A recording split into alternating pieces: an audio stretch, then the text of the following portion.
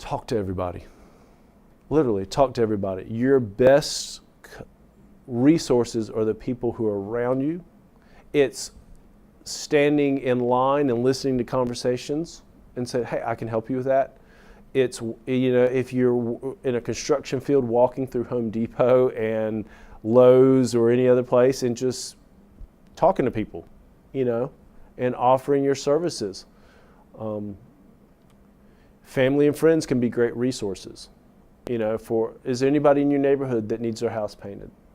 Oh yes, Susie over here has said something about wanting to paint it. Can I get wants to paint her living room. Can I get her number? Yeah, and calling Susie. You have to persevere until someone says yes, and then you got to prove yourself on that job and move on to the next, and move on to the next. And then eventually that momentum is started, and for some reason the universe says, okay, we're going to allow him this person to stay in business for a little bit longer, and hopefully 5, 10, 15, 20 years later, and so on, they've built a business. My perspective happens to be the right one, born of a lot of experience. If I go out and ask for business from 100 people, I know I'll be lucky if I get 5, 2, 3. That's what I expect.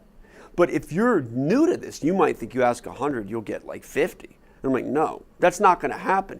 If that ever happened, that would be a miracle. So expectations is really important. You got to knock on a lot of doors, talk with a lot of people, and understand that a lot of people are going to say no.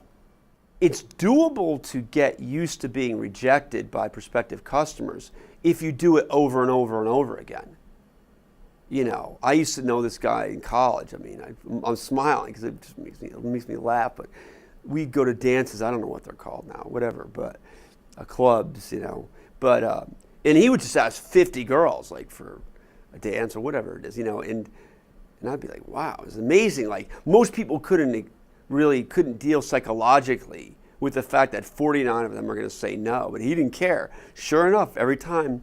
He'd be out dancing with a girl by the end of the night. It's amazing. That's what you have to be like. You're not fearless, but you develop a thick skin by getting used to people saying no. You have to be that way.